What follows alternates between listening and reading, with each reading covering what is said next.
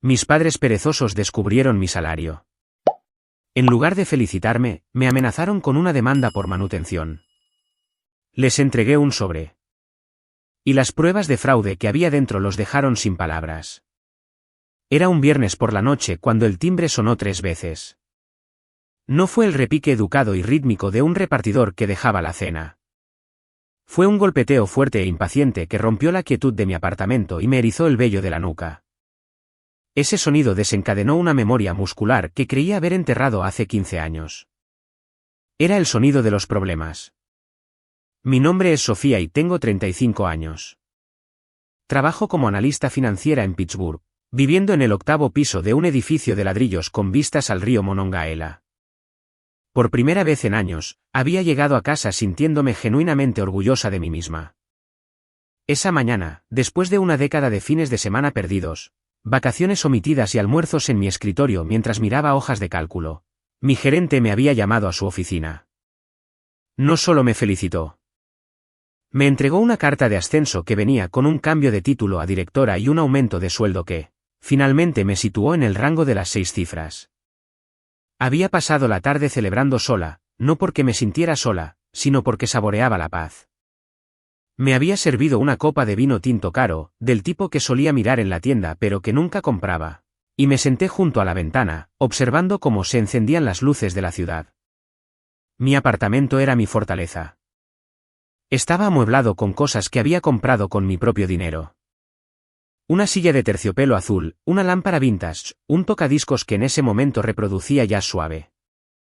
Cada objeto en esta habitación era un testimonio silencioso de que había sobrevivido. Crecí en una casa donde el dinero no era una herramienta, sino un arma.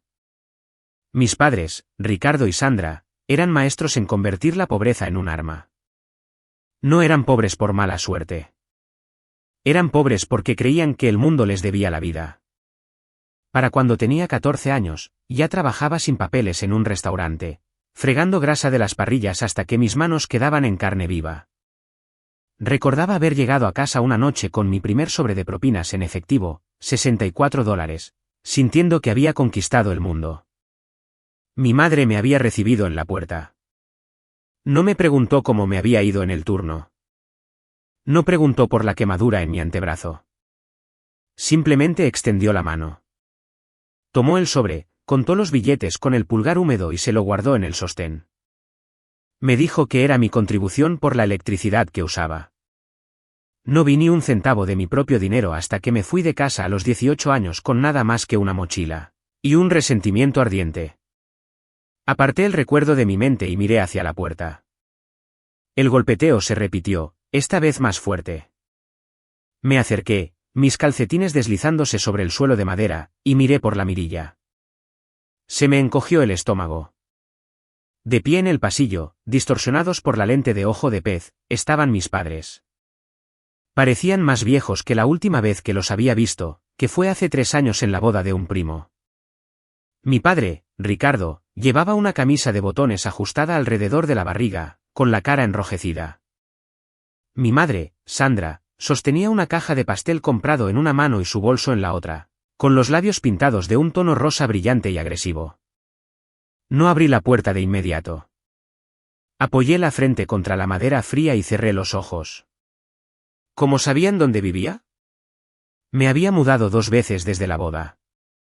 Había mantenido mi dirección fuera de las redes sociales. Había sido cuidadosa. Entonces recordé a la tía Elena. Hace una semana, me había encontrado con la hermana de mi madre, la tía Elena, en el supermercado. En un momento de debilidad, emocionada por mi próximo ascenso, le mencioné que me iba bien y que vivía en el centro. Elena era la locutora de la familia. Decirle cualquier cosa era como ponerlo en una valla publicitaria en la autopista. El timbre sonó de nuevo, seguido por la voz ahogada de mi padre. Sofía, sabemos que estás ahí. Vimos tu coche abajo. No tenía sentido esconderse. Respiré hondo, quité el cerrojo y abrí la puerta.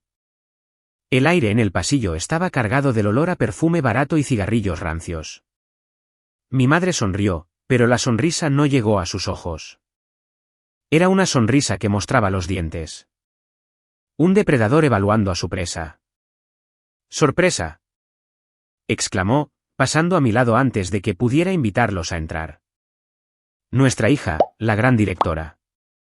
Nos enteramos de las buenas noticias. Mi padre la siguió, llevando 2 vasos de papel y una botella de vino que parecía costar menos de $5. Me sonrió, con una mirada pesada y expectante que me dio escalofríos. Bueno, gruñó, dándome una palmada pesada en el hombro. ¿No vas a dar la bienvenida a tus padres a casa? Me quedé allí, sosteniendo el pomo de la puerta, viéndolos invadir mi santuario. Entraron en mi sala de estar, criticando los muebles, tocando mis cosas, sus ojos escaneando el apartamento. No con orgullo, sino con cálculo. Estaban tasando mi vida como si fuera el inventario de una casa de empeños. ¿Qué estáis haciendo aquí?, pregunté, con la voz firme a pesar del temblor en mis manos. Mi madre dejó el pastel sobre mi mesa de centro, justo encima de una revista, sin usar un posavasos. Vinimos a celebrar, Sophie. Elena nos lo contó todo. Una directora que ahora gana más de 150.000 al año. Es un gran paso para la chica que solía fregar platos. La cifra específica me golpeó como una bofetada. Elena no solo les había dicho que me iba bien. Les había dicho la banda salarial exacta. Trajimos pastel, dijo papá, descorchando el vino barato. Y tenemos que hablar. Asuntos de familia. Supe en ese mismo instante que la paz que había construido se había acabado. Los lobos estaban en la casa y tenían hambre. No cerré la puerta de inmediato. Una parte de mí quería dejarla abierta de par en par, una señal silenciosa de que no se quedarían mucho tiempo.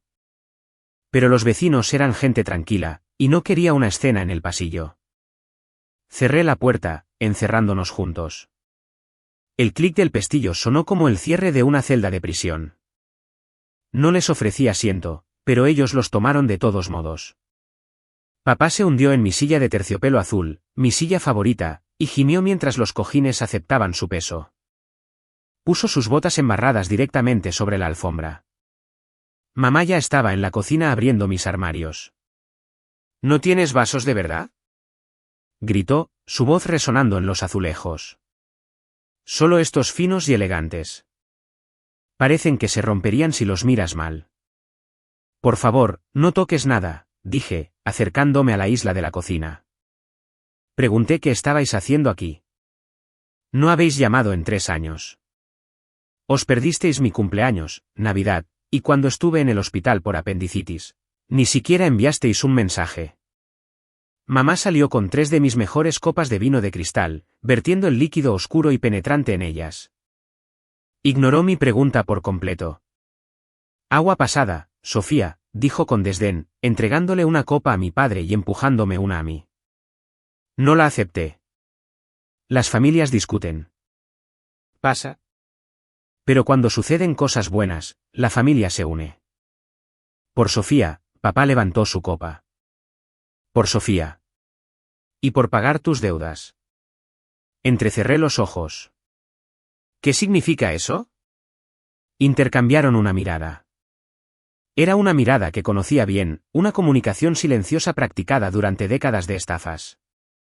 Era la mirada que se daban antes de pedir dinero prestado a un vecino al que nunca tuvieron la intención de pagar. Mamá se sentó en el sofá, cruzando las piernas.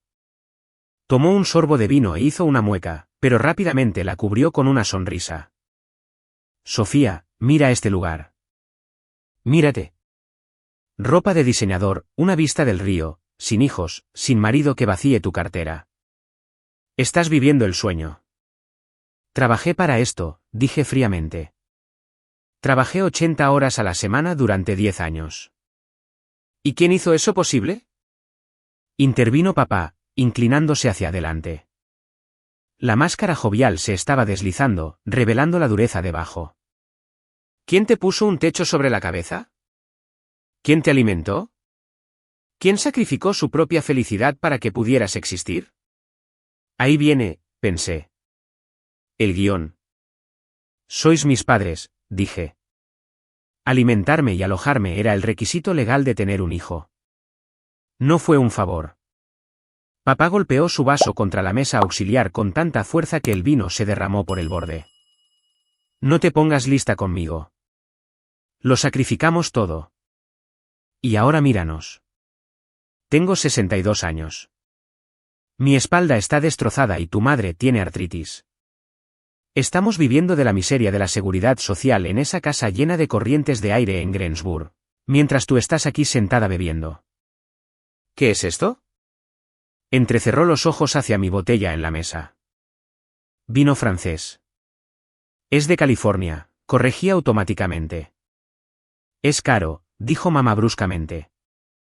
Ese es el punto. Tú tienes exceso. Nosotros tenemos necesidad. Me crucé de brazos. Si necesitáis ayuda con una factura específica, como un copago médico o una reparación, mostradme la factura. Podría considerarlo. Intentaba ser razonable. Sabía que no debería darles ni un centavo, pero los viejos hábitos de intentar comprar la paz son difíciles de matar. Mamá se rió, un sonido seco y quebradizo. Oh, cariño, no estamos aquí por una limosna. No somos mendigos. Estamos aquí por lo que es justo. Metió la mano en su bolso de gran tamaño. Por un segundo, pensé que iba a sacar una pistola. En cambio, sacó un bloc de notas, un cuaderno de espiral barato. Hemos estado haciendo algunos cálculos, dijo, abriéndolo. Desde que Elena nos contó tu nuevo salario y considerando que no tienes dependientes, calculamos tus ingresos disponibles. La miré atónita. ¿Calculasteis mis ingresos disponibles? Es significativo, dijo papá. Ahora, buscamos el costo de vida en Pittsburgh. Sabemos aproximadamente cuál es tu alquiler. Sabemos que conduces un Honda, no un Mercedes, así que el pago de tu coche es bajo. Según nuestra estimación, te quedan al menos $6,000 al mes después de las facturas. Mi corazón comenzó a martillear contra mis costillas. No era miedo. Era rabia. Pura rabia al rojo vivo. Entonces, continuó mamá, actuando como si fuera una reunión de negocios normal. Creemos que un reparto 50/50 es apropiado. ¿50/50? Repetí, mi voz apenas un susurro. El 50% de tus ingresos mensuales netos, aclaró mamá. Enviado a nosotros. El depósito directo sería lo mejor. Elimina la molestia de los cheques. ¿Queréis que os dé la mitad de mi sueldo? Pregunté, mi voz subiendo. ¿Estáis locos? No es locura. Es la jubilación, gritó papá. Te criamos. Somos tu inversión. ¿Crees que puedes simplemente irte y hacerte rica mientras nosotros nos pudrimos? Merecemos un retorno de nuestra inversión. No soy una acción, grité de vuelta. Soy vuestra hija y no os debo nada. Tomasteis cada centavo que gané desde los 14 hasta los 18. Me robasteis la identidad para abrir una tarjeta de crédito cuando tenía 20. Yo pagué eso.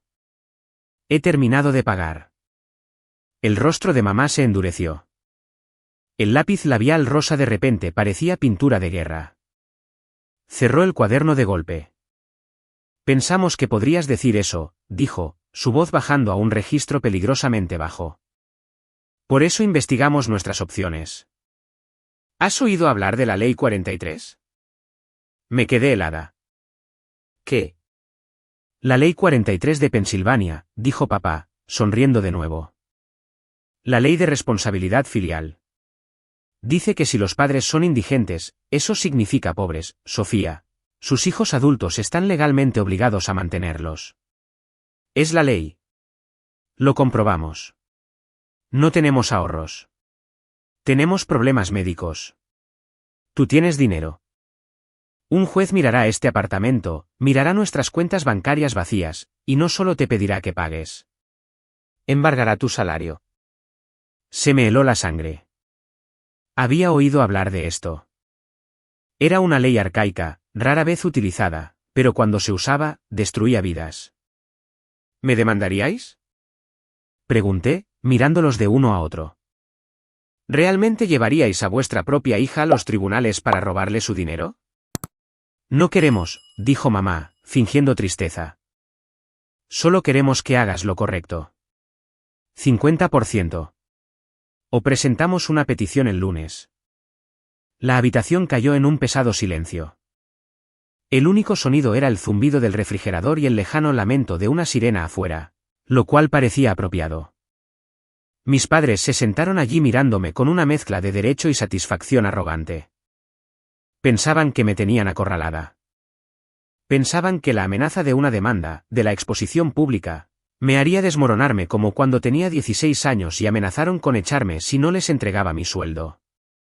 Pero ya no tenía 16 años. Miré el reloj en la pared. Eran las 9:15 de la noche. Fuera, dije. Mi padre parpadeó, su sonrisa arrogante vacilando por un segundo. Perdona. Fuera de mi apartamento, dije, mi voz firme, ganando fuerza con cada sílaba. Llevaos vuestro pastel comprado. Llevaos vuestro vino barato. Y fuera. Estás cometiendo un error, Sofía, siseó mamá, levantándose. No estamos bromeando. Tenemos los papeles listos. Tenemos los informes médicos. La espalda de papá. Mi artritis. Somos indigentes. El tribunal te devorará viva. ¿Quieres que tu jefe sepa que te están demandando por abandonar a tus padres ancianos? ¿Cómo se verá eso para la nueva directora? Esa era su verdadera ventaja. La reputación. En el mundo de las finanzas, la confianza lo era todo. Si parecía una persona que no podía manejar a su propia familia, o peor, un monstruo sin corazón, mi carrera podría sufrir un golpe. Fui a la mesa de la consola del pasillo. En el cajón superior, guardaba algunos documentos importantes. Saqué un sobre blanco liso. Lo había preparado hace meses, no específicamente para este momento, sino para el día inevitable en que volverían. Era mi póliza de seguro, mi opción nuclear. Volví a la mesa de centro y dejé el sobre la revista, justo al lado de su pastel intacto. ¿Queréis hablar de pérdidas? Dije, mirándolos. ¿Queréis hablar de lo que se debe? Tomad esto. Mi padre miró el sobre con desconfianza. ¿Qué es eso? ¿Un cheque? ¿Es el primer pago? Ábrelo, lo desafié. Mamá lo alcanzó, sus dedos codiciosos temblando, pero papá detuvo su mano. Me miró a la cara, leyendo la fría determinación allí, y vaciló. Solo me había visto con esa mirada una vez antes, el día que me fui de casa. No voy a jugar a tus juegos, se burló papá. No quiero un cheque de $100 para callarnos. Queremos una asignación mensual. Queremos un contrato. No es un cheque, dije. Es la verdad. Y si me obligáis a ir a juicio, esto es lo primero que verá el juez. Papá miró fijamente el sobre durante un largo momento. Luego se rió, un sonido fuerte y burlón. Pasó la mano por la mesa, tirando el sobre al suelo. No me importa la basura que tengas ahí, escupió.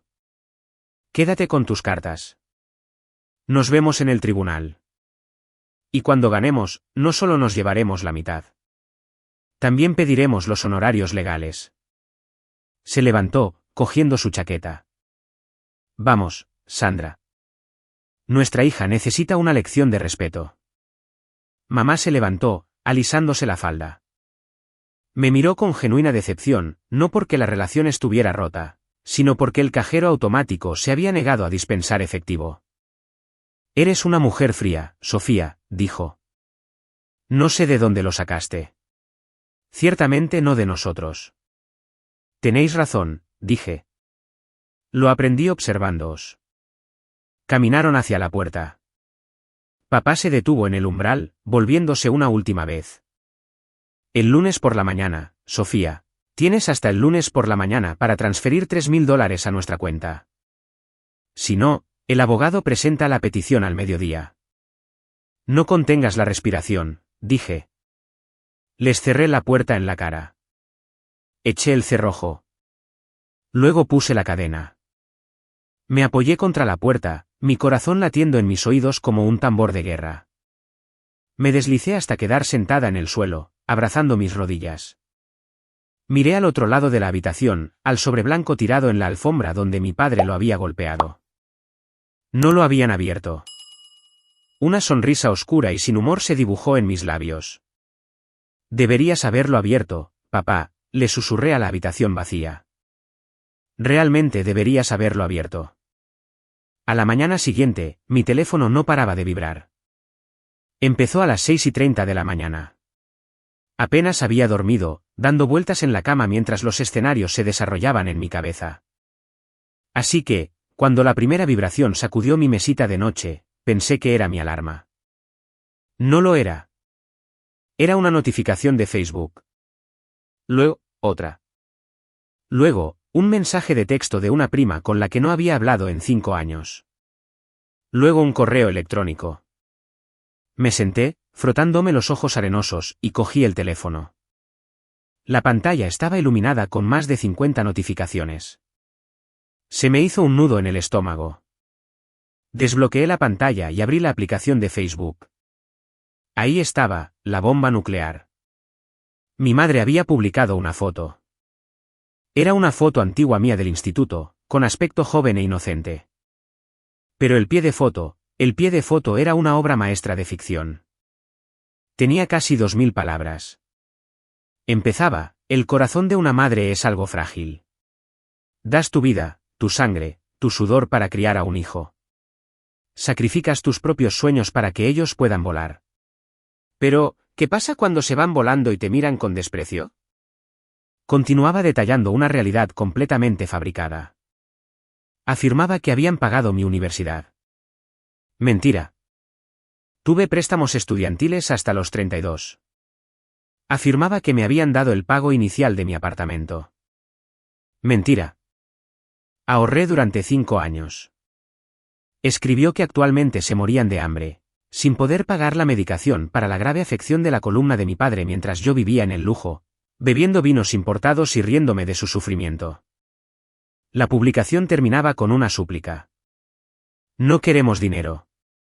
Solo queremos recuperar a nuestra hija, pero nos ha excluido porque no somos lo suficientemente ricos para su nuevo estilo de vida. Por favor, recen por Sofía. Recen para que su corazón se ablande antes de que sea demasiado tarde. Me desplacé hasta los comentarios. Era un baño de sangre. ¿Cómo puede alguien tratar así a sus padres? Vergonzoso, escribió la señora López, una vecina de la calle de mi infancia. Mocosa desagradecida. Se arrepentirá cuando ya no estén, escribió uno de los compañeros de copas de mi padre. Esto es abuso de ancianos. Deberías llamar a la policía, escribió un desconocido.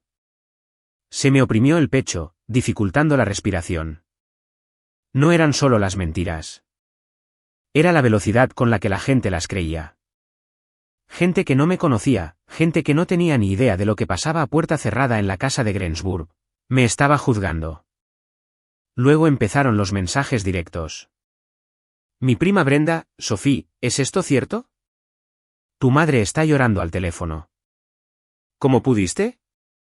Mi tío Roberto, llama a tu padre. Arregla esto ya. Me sentí pequeña. Me sentí sucia. Era un linchamiento digital. Por un momento, el gaslighting casi funcionó. Me cuestioné a mí misma. ¿Estabas siendo demasiado dura? ¿Realmente necesitaban ayuda? Entonces recordé el cuaderno de ingresos disponibles. Recordé a papá tirando el sobre al suelo. No respondía nadie. No podía. Cualquier cosa que dijera sería tergiversada. A la defensiva, dirían. Culpable, dirían. Me levanté de la cama y fui a la cocina. Necesitaba café. Café fuerte.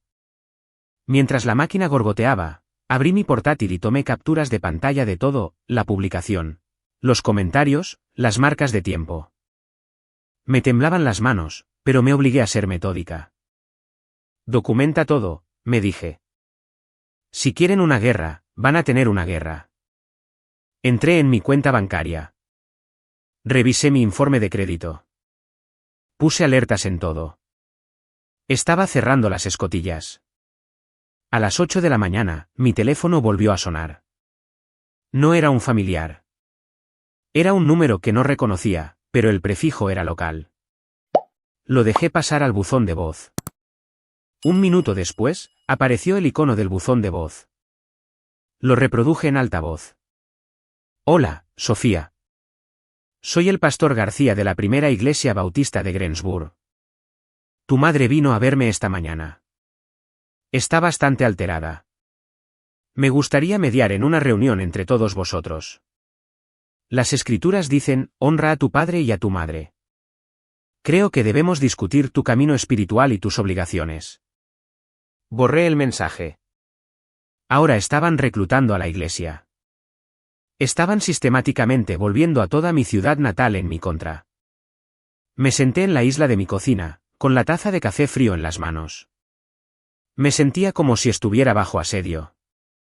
Mi apartamento, normalmente mi santuario, se sentía como un búnker. Miré por la ventana al río. El agua seguía fluyendo, indiferente a mi caos. Vale, dije en voz alta a la habitación vacía. ¿Queréis haceros las víctimas? Veamos cómo os funciona eso. Pero lo subestimé. Pensé que el ataque se quedaría en Internet. Estaba equivocada. El lunes por la mañana llegó con un cielo gris y pesado que coincidía con mi estado de ánimo. Había dudado en llamar para decir que estaba enferma, pero esconderme se sentía como admitir la derrota. Me puse mi traje de color carbón más elegante, apliqué una capa extra de corrector para ocultar las ojeras bajo mis ojos y conduje a la oficina.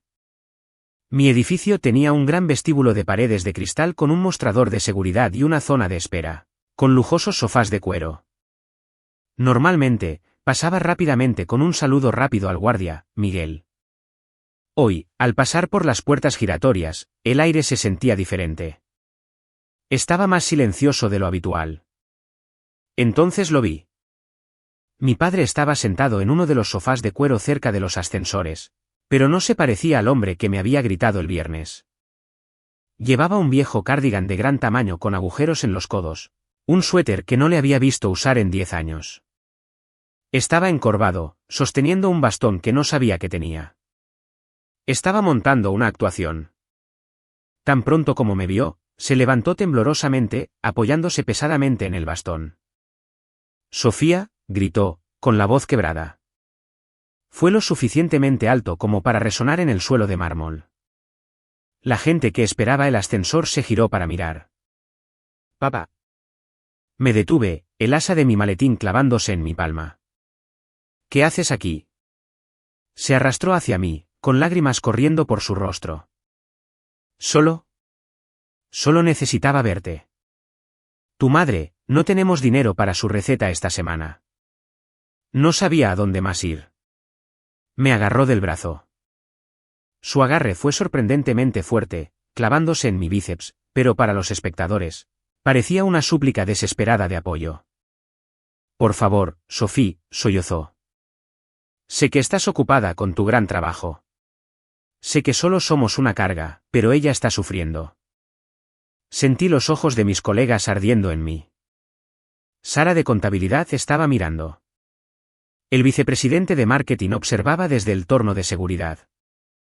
Papá, siseé, tratando de apartar mi brazo suavemente. Hablamos de esto. No puedes estar aquí. No tengo a dónde más ir, gimió, su volumen aumentando. Tú tienes tanto y nosotros no tenemos nada. ¿Cómo puedes dejar que tu madre sufra? El guardia de seguridad, Miguel, se adelantó, con aspecto incómodo. Señorita Nolan, ¿está todo bien? Está bien, Miguel, dije, mi cara ardiendo de humillación. Es solo mi padre. No nos quiere ayudar. Le gritó papá a Miguel, al vicepresidente, a cualquiera que quisiera escuchar. Gana 6 cifras y no quiere ayudar a su madre moribunda a comprar insulina. Eso era mentira. Mamá no tenía diabetes. Papá, ven conmigo, dije con los dientes apretados. No podía permitir que hiciera una escena en el vestíbulo. Lo agarré del codo y lo dirigí hacia la salida lateral, lejos de los ascensores. Dejó que lo arrastrara unos pasos. Luego tropezó y cayó de rodillas, gritando en una dramática agonía. «¡Oh, Dios, mi espalda!», gritó. «¡Oh, Dios mío!». Alguien susurró cerca. ¿Lo empujó ella? El pánico subió por mi garganta. Esto estaba calculado. Era una ejecución pública de mi carácter. «Levántate», susurré furiosamente. «Levántate, Ricardo». «¿Seguridad?», gritó alguien. En cuestión de minutos, fue un caos. 2 guardias ayudaban a mi padre a levantarse. Estaba interpretando al anciano frágil y maltratado a la perfección, temblando y llorando. Me quedé allí, helada, pareciendo la villana de una película de sobremesa. «Señor Nolan». Una voz vino detrás de mí. Me di la vuelta. Era Carmen, la directora de Recursos Humanos.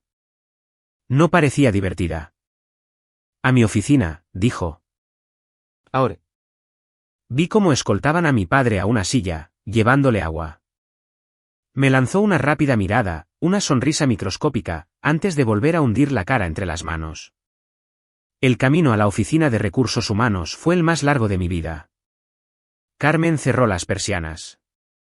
«Sofía, no quiero entrometerme en tu vida personal, pero tenemos una política sobre las interrupciones en el lugar de trabajo.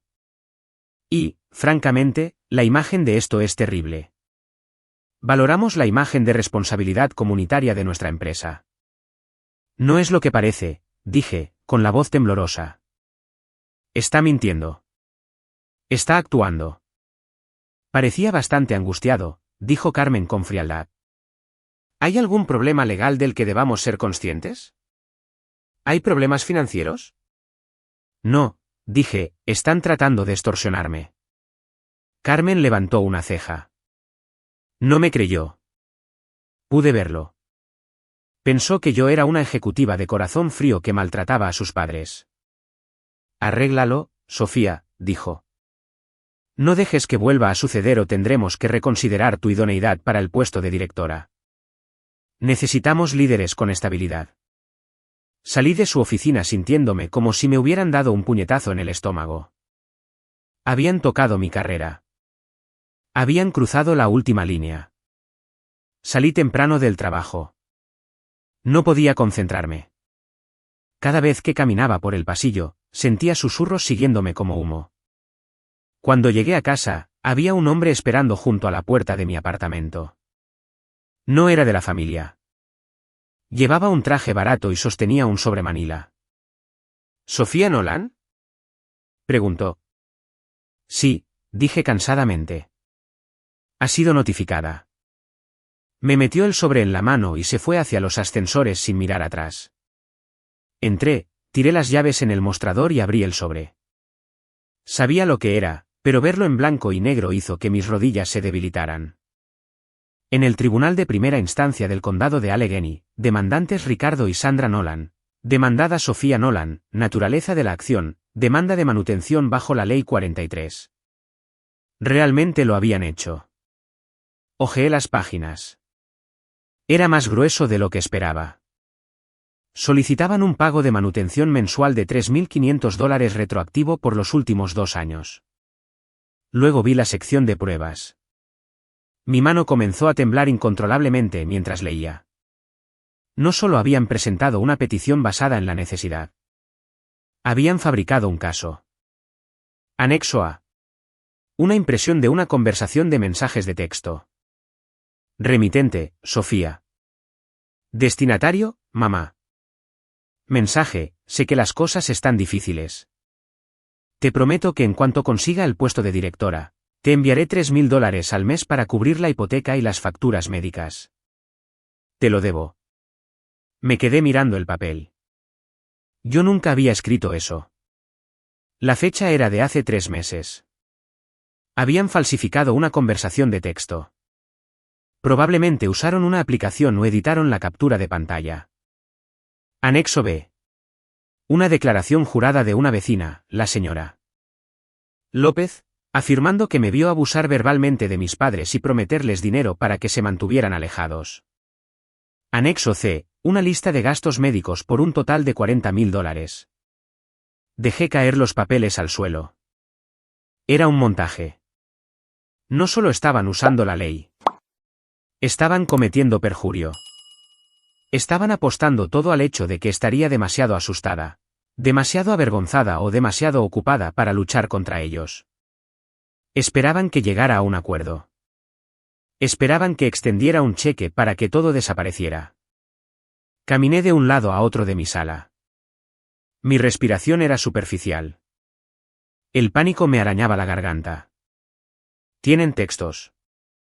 Tienen un testigo. Voy a perder. Voy a perder mi trabajo, mis ahorros, todo. Necesitaba ayuda. Ayuda de verdad. Cogí mi teléfono. No llamé a mis padres. No llamé a recursos humanos. Marqué al único miembro de mi familia que nunca me había mentido. ¿Hola? Una voz frágil respondió al tercer timbre. Abuela, logré decir. Soy Sophie. Margarita Nolan, la madre de mi padre, tenía 85 años.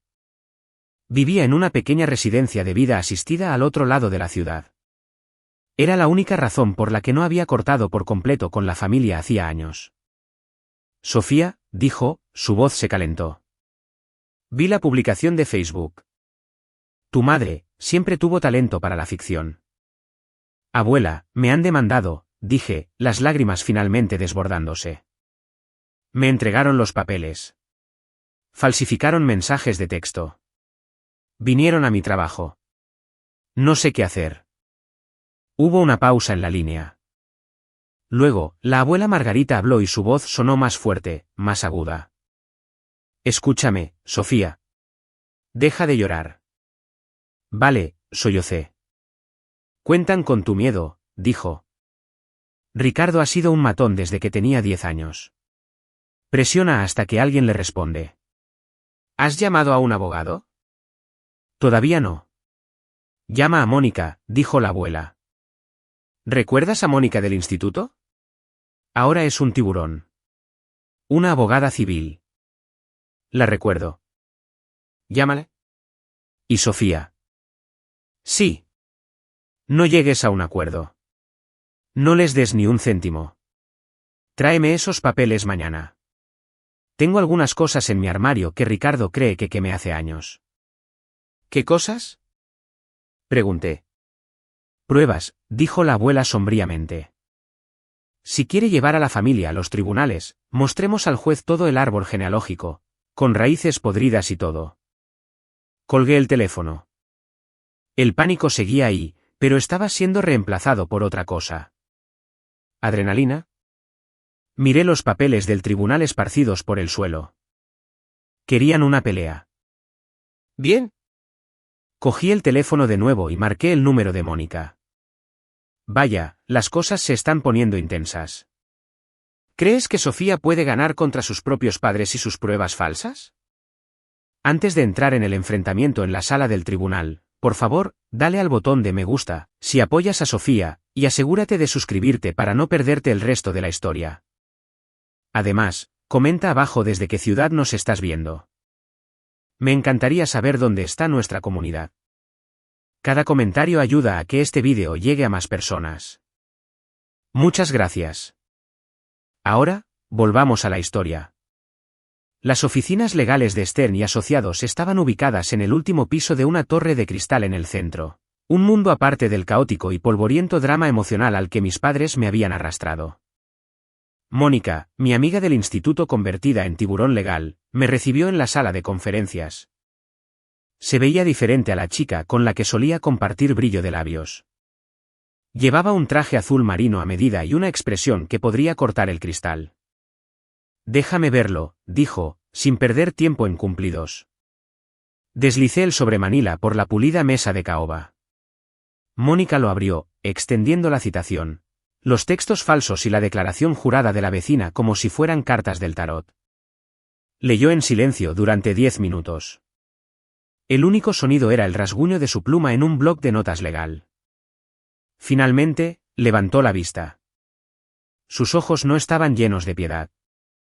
Estaban llenos de un tipo de diversión aterradora. Esto es chapucero, dijo. Peligroso, pero chapucero. Tienen textos, Mónica, dije, con la voz temblorosa. Nunca envié esos mensajes, pero parecen reales. Parecen reales para un profano, corrigió. Pero mira la marca de tiempo en este. Señaló una impresión etiquetada como prueba. Este mensaje donde supuestamente prometiste $3.000 al mes está fechado el 29 de febrero de este año. Fruncí el ceño. ¿Entonces? Sofía, dijo suavemente. Este año no fue bisiesto. Febrero terminó el 28. Me quedé boquiabierta. Miré el papel. Ahí estaba. 29 de febrero, 10:15 de la noche, usaron una aplicación barata para generar textos falsos, dijo Mónica, reclinándose. Y no fueron lo suficientemente inteligentes como para revisar el calendario. Eso no es solo un error. Es la presentación de pruebas falsificadas ante un tribunal de justicia. Eso es perjurio. Eso es fraude. Una ola de alivio me invadió tan fuerte que casi me sentí mareada. Entonces, ¿podemos conseguir que se desestime? ¿Desestimado? Mónica se rió, un sonido agudo y frío. Sofía, no solo vamos a por la desestimación. Vamos a contrademandar. Están tratando de arruinar tu reputación y robarte el sustento usando el sistema judicial como arma. Los vamos a enterrar. Se levantó y caminó hacia la pizarra. Aquí está la estrategia. Para ganar un caso de la Ley 43, necesitan probar dos cosas. 1, que son indigentes, lo que significa que son demasiado pobres para mantenerse a sí mismos. Y 2, que tú tienes la capacidad de pagar. Trazó una línea en la pizarra. Vamos a atacar ambos, continuó. Primero, probaremos que ya los has mantenido mucho más allá de cualquier obligación legal durante tu juventud. Pintaremos un cuadro de abuso financiero. Segundo, y este es el golpe de gracia, probaremos que no son pobres. Pero lo son, dije. Papá no ha trabajado en 5 años. Mamá vive de la seguridad social. Mónica entrecerró los ojos. ¿Estás segura? Los estafadores suelen tener un escondite. Suelen tener un negocio secundario o un activo que mantienen fuera de los libros para calificar para los beneficios. Si están ocultando incluso $1 y lo encontramos, toda su reclamación de indigencia se desmorona. Se volvió hacia mí. Dijiste que ibas a ver a tu abuela. Sí. Dijo que tiene algo en su armario. Ve, ordenó Mónica. Si Ricardo tiene un secreto, su madre lo sabe. Tráeme lo que sea que tenga. Mientras tanto, voy a solicitar sus registros bancarios. No solo los que ellos listaron, sino todo lo adjunto a sus números de seguridad social. Voy a solicitar los registros de su compañía telefónica para probar que esos textos nunca existieron. Para cuando entremos en esa sala del tribunal, no sabrán que los golpeó. Me levanté, sintiendo la primera chispa de esperanza real que había tenido en días. Gracias, Mónica. No me agradezcas todavía, dijo, con el rostro sombrío. Son tus padres, Sophie. Conocen tus puntos débiles. Van a jugar sucio en esa sala del tribunal. Llorarán. Mentirán. Sacarán a relucir tu trauma infantil. Necesitas estar hecha de piedra. ¿Puedes hacer eso? Pensé en mi padre fingiendo una caída en el vestíbulo de mi oficina. Pensé en el cuaderno de ingresos disponibles. No necesito ser de piedra, dije. Solo necesito ser la persona que me obligaron a convertirme. Parte 8. Desenterrando el pasado. Conteo de palabras objetivo, 800 palabras. Esa noche, no dormí. Pasé 6 horas en el trastero del sótano de mi edificio, rebuscando en cajas que no había abierto desde que me mudé de mi dormitorio universitario. El aire olía a polvo y cartón viejo. Mónica me había dicho que encontrara pruebas de abuso financiero. Necesitaba mostrarle al juez que el flujo de dinero siempre había sido de hija a padres, no al revés. Encontré una caja de zapatos etiquetada como instituto. Dentro había fotos de amigos con los que apenas hablaba más. Talones de entradas de cine y una pila de recibos de sueldo amarillentos. Cogí uno. El Burger Barn. Pago neto semanal, $112.50. Recordé ese trabajo. Trabajaba 20 horas a la semana mientras tomaba clases avanzadas. Recordé las quemaduras de grasa en mis brazos y cómo mi ropa siempre olía a aceite de freidora viejo. Y recordé los viernes por la noche. El viernes era día de pago. Cerré los ojos y el recuerdo me invadió. Tenía 16 años. Acababa de entrar por la puerta principal, agotada. Mamá estaba esperando en la mesa de la cocina. Papá estaba viendo la televisión en la otra habitación. Dámelo, había dicho mamá. ¿Sin hola? Sin gracias. Había intentado discutir esa semana. Mamá, necesito $20. Hay una excursión de biología. Tengo que pagar el autobús. Ella había suspirado. El sonido de una mártir siendo clavada en una cruz. Sofía, ¿sabes cuánto fue la factura de la luz este mes? ¿Sabes cuánta comida comes? ¿Quieres ser egoísta e irte de excursión mientras nosotros nos sentamos aquí a oscuras? La culpa. Era un peso físico. Le había entregado el sobre entero. Me perdí la excursión. Le dije a mi profesor que estaba enferma. Abrí otra caja. Esta contenía mis extractos bancarios de cuando tenía poco más de 20 años. Vi las retiradas. 12 de agosto, retirada de $500. Reparación del coche de papá. 1 de septiembre, retirada de $800. Emergencia dental de mamá. 20 de diciembre, retirada de $1000. Dijeron que iban a perder la casa si no ayudaba. Resalté cada una de las líneas. Puse notas adhesivas en ellas. Para cuando terminé, el total de solo 3 años era de más de $25.000. Ese era dinero que debería haber usado para la matrícula. Dinero que debería haber usado para empezar mi vida. En cambio, había financiado su pereza. Me senté en el frío suelo de hormigón del trastero, rodeada por el rastro de papel de mi propia explotación. Ya no estaba triste. Estaba armada. Saqué mi teléfono y tomé una foto de la pila de documentos. Se la envié a Mónica con el pie de foto, munición. Pero sabía que esto no era suficiente. Demostrar que los había ayudado en el pasado podría hacer que el juez pensara que había establecido un patrón de apoyo, lo que en realidad podría perjudicarme. La ley 43 era así de complicada. A veces, ayudar una vez te obligaba a ayudar para siempre. Necesitaba la otra mitad de la ecuación. Necesitaba demostrar que eran mentirosos. Miré la hora. Eran las 8 de la mañana. La abuela Margarita estaría despierta. Empaqué los documentos en una bolsa de tela, me duché y bebí un café que sabía a ácido de batería. Me subí a mi coche y conduje hacia la residencia de vida asistida. Mientras conducía, pasé la salida de Greensburg. Se me encogió el estómago. Estaban allí, probablemente sentados en esa cocina oscura, planeando su próximo movimiento. ¿Estaban celebrando? ¿Pensaban que yo estaba luchando por extenderles un cheque? Mi teléfono vibró. Era un mensaje de mi padre. Sofía, no hemos recibido la transferencia. El abogado sigue adelante. No es demasiado tarde para hacer lo correcto. Te queremos. Las palabras te queremos parecían extrañas en la pantalla. No significaban amor. Significaban, te poseemos. No respondí. Agarré el volante con más fuerza y pisé el acelerador. No iba a Greensburg. Iba a la única persona que sabía dónde estaban enterrados los cuerpos. La residencia de vida asistida olía a antiséptico y lavanda.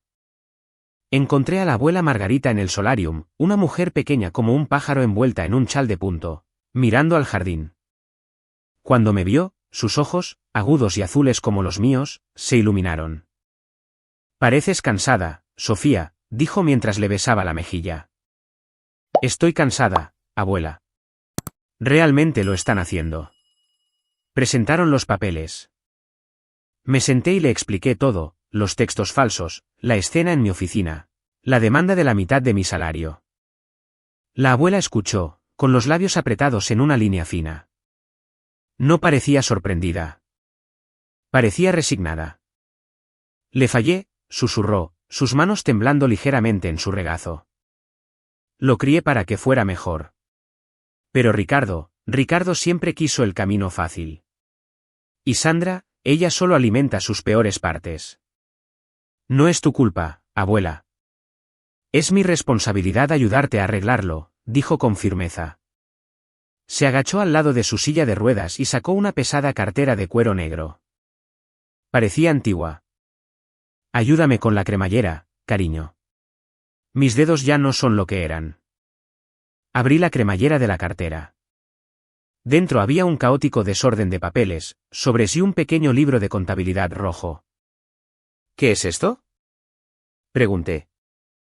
Ricardo cree que estoy senil, dijo la abuela, con un brillo travieso volviendo a sus ojos.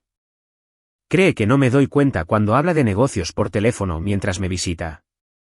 Cree que no veo el correo que llega a mi casa, la casa que cree que va a heredar. Sacó el libro de contabilidad rojo. Tu padre y tu madre afirmaron que son indigentes, dijo la abuela. Pero durante los últimos 7 años, Ricardo ha estado cobrando el alquiler de un dúplex en el condado de Allegheny. Me quedé helada. ¿Qué? No tienen un dúplex. Vendieron su propiedad de alquiler hace 10 años. La vendieron a una empresa fantasma, explicó la abuela. Una LLC llamada RNS Holdings. ¿Sabes quién es el propietario de RNS Holdings? Negé con la cabeza. Técnicamente, tu primo Eduardo es el propietario en el papel, dijo la abuela. Pero mira esto. Me entregó una pila de fotocopias. Eran cheques. Cheques mensuales de $1,200 emitidos por RNS Holdings a Ricardo Nolan. A veces me trae su correo cuando intenta ocultar cosas al recaudador de impuestos, dijo la abuela. Hice copias en la biblioteca antes de devolvérselos.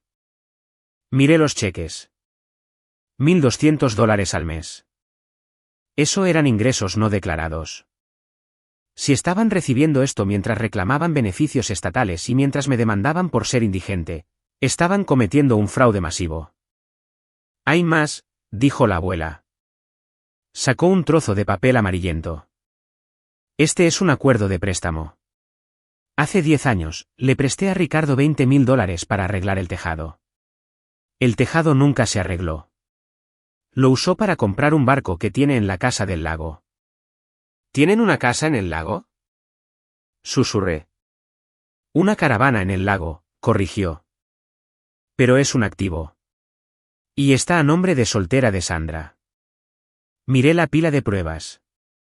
Era un tesoro. Era la prueba irrefutable. Abuela, dije, con la voz ahogada por la emoción. ¿Por qué guardaste todo esto? Porque sabía que este día llegaría, dijo con tristeza. Sabía que eventualmente se les acabarían las personas a las que usar y se volverían contra ti. Quería protegerte. Me tomó la mano. Su piel era fina como el papel, pero su agarre era fuerte. Testificaré, dijo. Abuela, no tienes que hacerlo. Es tu hijo. Será feo. Dejó de ser mi hijo el día que decidió comerse a sus propias crías, dijo. Testificaré. Llama a tu abogada. Dile que la lista de testigos acaba de hacerse más larga. La abracé, hundiendo mi cara en su chal. Olí su perfume, rosas y papel viejo, y me sentí segura por primera vez desde que sonó el timbre el viernes. Salí de la residencia con la cartera negra aferrada a mi pecho. Tenía el arma. Ahora solo tenía que apretar el gatillo. La mañana de la audiencia, el juzgado parecía el plató de un sombrío reality show. El aire estaba cargado del olor a cera para suelos y sudor nervioso. Me senté en la mesa de la defensa junto a Mónica. Ella lucía impecable con su traje, su portátil abierto, su rostro una máscara de calma y concentración. Yo, por otro lado, sentía que mi corazón intentaba escapar por mi caja torácica. La sala del tribunal era pequeña, revestida de madera oscura. Había algunos periodistas en la parte de atrás.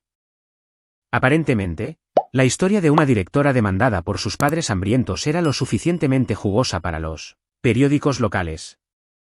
Entonces se abrieron las puertas y llegaron los demandantes. Si no los hubiera conocido, me habrían dado pena. Mi padre, Ricardo, usaba ahora un andador, un accesorio que nunca le había visto usar en mi vida. Llevaba un traje que le quedaba 2 tallas grande, haciéndole parecer encogido y frágil. Mi madre, Sandra, llevaba un vestido modesto y descolorido y sin maquillaje.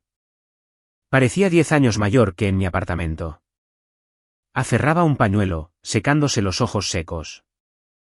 Se arrastraron hasta la mesa de los demandantes, evitando mi mirada por completo. Su abogado, un hombre llamado señor Mendoza, que parecía perseguir ambulancias para ganarse la vida, les dio unas palmaditas comprensivas en los hombros.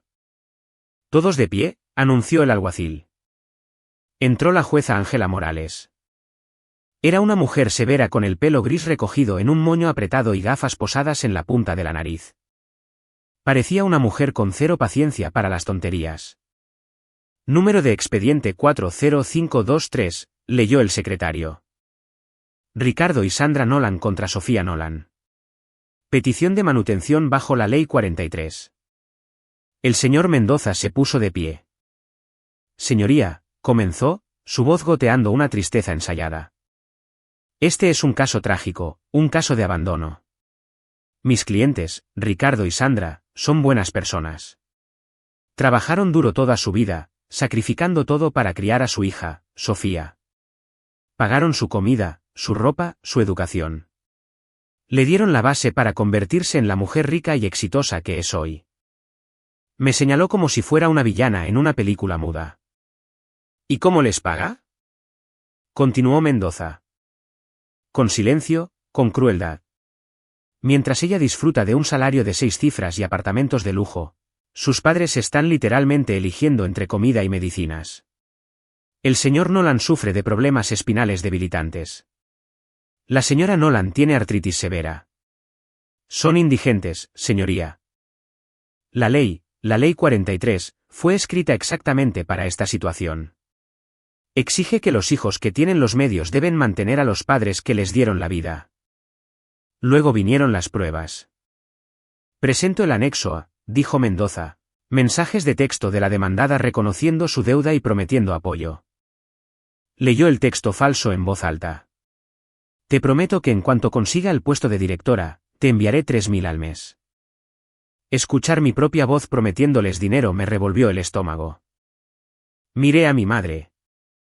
Tenía la cabeza inclinada, sus hombros temblando en una pantomima silenciosa y perfecta de dolor. Y el anexo B, continuó Mendoza, una declaración jurada de la señora López, una vecina que presenció a la demandada gritando a sus padres, negándose a ayudarlos incluso mientras suplicaban. La jueza me miró. Su mirada era fría. Pude ver lo que pensaba. Otra yuppie rica e ingrata que olvida de dónde viene. Señor Mendoza, preguntó la jueza. ¿Qué piden sus clientes? Pedimos una asignación mensual de $3.500, señoría, y la cobertura de sus honorarios legales. Mi padre soltó una pequeña y patética tos. Fue un buen toque. ¿Desea la defensa hacer una declaración inicial?, preguntó la jueza Morales, dirigiéndose a Mónica. Mónica se levantó lentamente. No miró a la jueza. Miró directamente a mis padres. Señoría, dijo Mónica, su voz clara y aguda. La defensa no solo probará que la señora Nolan no tiene obligación de pagar. Probaremos que toda esta petición es un intento fraudulento de extorsionar dinero a una víctima de abuso financiero a largo plazo. Y probaremos que los demandantes no solo no son indigentes, sino que actualmente están cometiendo perjurio en esta sala del tribunal.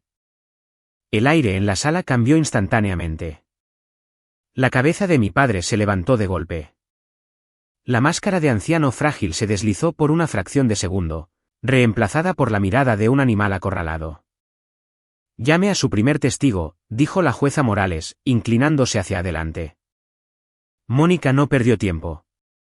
Llamó a Ricardo Nolan al estrado. Mi padre cojeó hasta el estrado de los testigos, apoyándose pesadamente en su andador. Prestó juramento, jurando decir la verdad. Que Dios lo ayudara. Me pregunté si un rayo caería sobre el edificio. Señor Nolan, comenzó Mónica, sosteniendo un trozo de papel. Usted afirma que es indigente. Afirma que no tiene otros ingresos además de la seguridad social. ¿Es eso correcto? Sí, dijo papá, con la voz temblorosa. Apenas para comprar pan. Y afirma que mi cliente, su hija, le prometió pagarle $3.000 al mes en un mensaje de texto fechado el 29 de febrero de este año. Lo hizo, dijo papá, sorbiendo. Recuerdo el día claramente. Estábamos tan aliviados. ¿29 de febrero? Repitió Mónica. Se acercó al proyector. Señoría, me gustaría presentar la prueba de la defensa 1. Un calendario estándar para este año. Colocó el calendario en la pantalla. Señor Nolan, ¿puede por favor señalar el 29 de febrero en este calendario? Papá entrecerró los ojos hacia la pantalla. La sala del tribunal estaba en silencio. Buscó la fecha. Volvió a buscar. Se dio cuenta de que no había un día 29. Yo. Puede que me haya equivocado de fecha, tartamudeó papá. Fue por esa época. Soy un hombre viejo. Me confundo. ¿Se confunde sobre la existencia de los días? Preguntó Mónica. ¿O usó una aplicación generadora de textos que no tuvo en cuenta los años bisiestos? Porque solicitamos sus registros telefónicos, señor Nolan. No hay registro de ningún mensaje de texto de Sofía en ese día, ni el día anterior, ni el día después. Objeción. Gritó Mendoza. Argumentativo. Denegada, dijo la jueza, mirando a mi padre. Continuemos, dijo Mónica.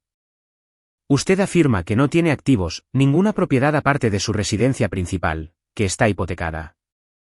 Así es, dijo papá, sudando ahora. Entonces, puede explicar, dijo Mónica, sacando un documento de su archivo. ¿Qué es RNS Holdings LLC? La cara de papá se puso pálida. Yo. No sé qué es eso. ¿De verdad?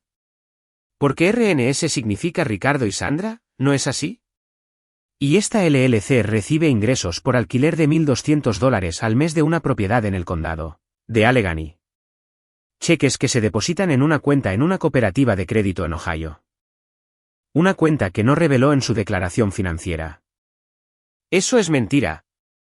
Gritó papá, olvidando por completo su voz frágil. Esa es la compañía de mi sobrino. Tenemos copias de los cheques, señor Nolan. Endosados por usted. Mónica no se detuvo. Llamo a mi siguiente testigo, la señora Margarita Nolan. Las puertas se abrieron. Un oficial del tribunal entró empujando la silla de ruedas de la abuela Margarita. La reacción de mis padres fue visceral. Mamá jadeó lo suficientemente alto como para ser escuchada. Papá se levantó a medias, olvidando su andador. Madre, ¿qué haces aquí? Siéntese, señor Nolan, ladró el alguacil. La abuela fue llevada al frente. No los miró. Miró a la jueza. Señora Nolan, dijo Mónica suavemente. ¿Conoce a los demandantes? Desafortunadamente, dijo la abuela. Ricardo es mi hijo. ¿Puede decirle al tribunal sobre su situación financiera? Son jugadores, dijo la abuela, con la voz clara. Han estado desangrando a la familia durante 30 años. Tienen una caravana en el lago a nombre de soltera de Sandra. Tenían los ingresos del alquiler y me pidieron prestados $20.000 hace 10 años y nunca los devolvieron. Vieja bruja senil. Gritó papá desde la mesa. Cállate. No sabes de lo que estás hablando. S.R. Nolan, un arrebato más y lo declararé en desacato. La jueza Morales golpeó su mazo. La abuela se giró para mirarlo. No estoy senil, Ricardo. Solo estoy decepcionada. Mónica se dirigió a la jueza. Señoría, los demandantes han mentido sobre sus activos. No son indigentes. Por lo tanto, la Ley 43 no se aplica. Pero tenemos una última prueba para abordar el carácter moral de esta demanda. Se volvió hacia mí. Sofía, por favor, suba al estrado. Caminé hacia el estrado de los testigos. Sentía las piernas pesadas, pero la cabeza alta. Me senté y miré a la multitud. Mis padres susurraban frenéticamente a su abogado. El señor Mendoza parecía que quería meterse debajo de la mesa. Sofía, dijo Mónica, la noche del viernes 12, cuando sus padres vinieron a su apartamento a exigirle dinero. ¿Usted les dio algo, no es así? Intenté hacerlo, dije. Puse un sobre en la mesa. Mi padre lo tiró al suelo y se negó a abrirlo. ¿Tiene ese sobre con usted hoy? Sí. Saqué de mi bolso el sobre blanco. Estaba ligeramente arrugado por donde papá lo había golpeado. Por favor, ábralo y lea el documento que contiene para el tribunal, dijo Mónica. Abrí el sello. Mis manos estaban firmes ahora. Desdoblé el papel. Era un documento legal notariado y fechado hace 17 años. Esto, comencé, mi voz proyectándose hasta el fondo de la sala, es un contrato de separación e independencia financiera. Fue firmado por Ricardo Nolan, Sandra Nolan y yo misma cuando tenía 18 años. Miré a mis padres. Parecían confundidos. No lo recordaban. Habían firmado tantas cosas en aquel entonces, tratando de hacer malabares con sus deudas. Lea la cláusula clave, por favor, dijo Mónica. Cláusula 4, leí. A cambio de que Sofía Nolan pague el saldo de la tarjeta de crédito Visa del Citibank de $8.400. Una deuda incurrida fraudulentamente a su nombre por sus padres mientras ella era menor de edad. Ricardo y Sandra Nolan aceptan renunciar permanentemente a cualquier y toda reclamación futura sobre los ingresos, activos o manutención de Sofía Nolan. Reconocen que este pago constituye una liquidación total y final de cualquier deuda de crianza, real o imaginaria.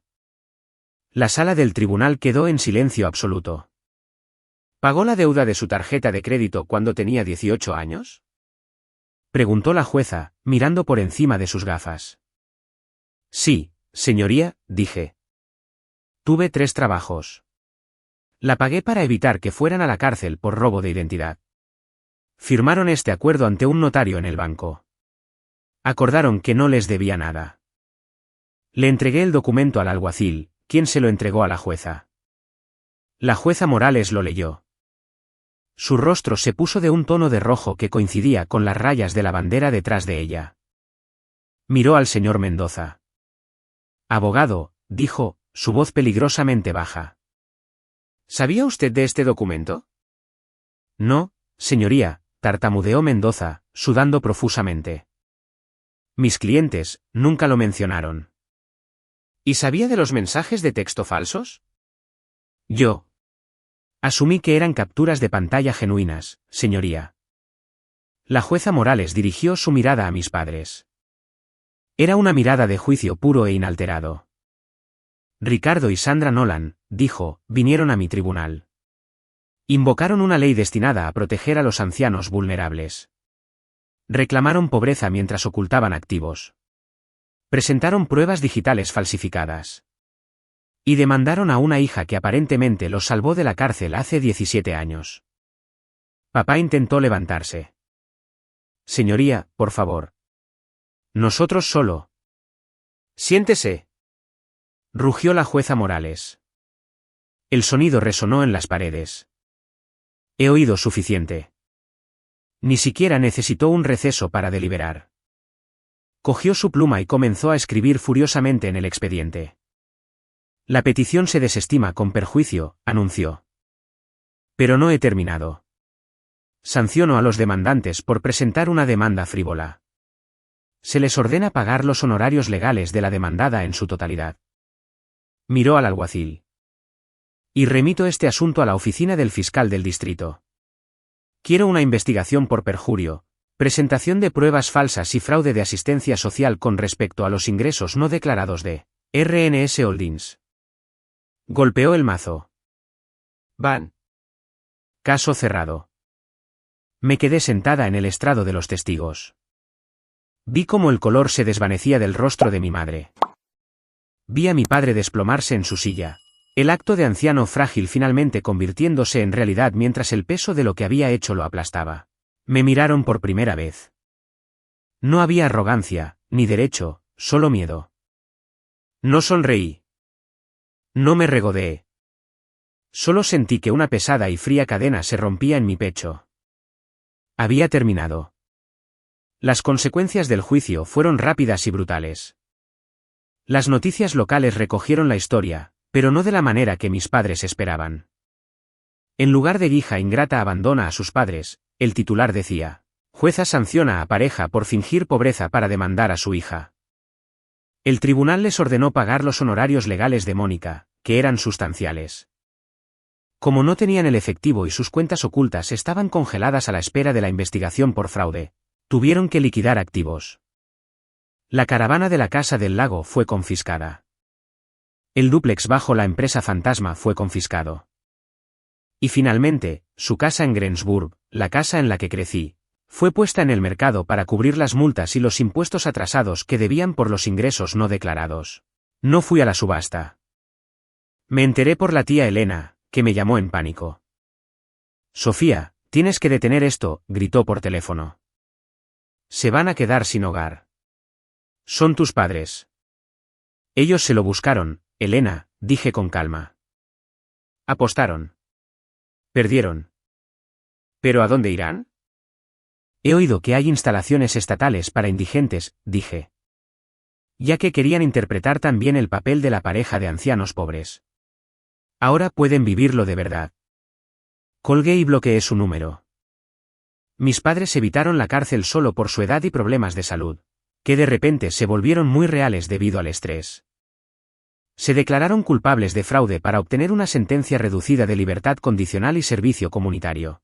Se mudaron a un pequeño y destartalado apartamento de alquiler en las afueras de la ciudad, viviendo de un cheque de seguridad social embargado.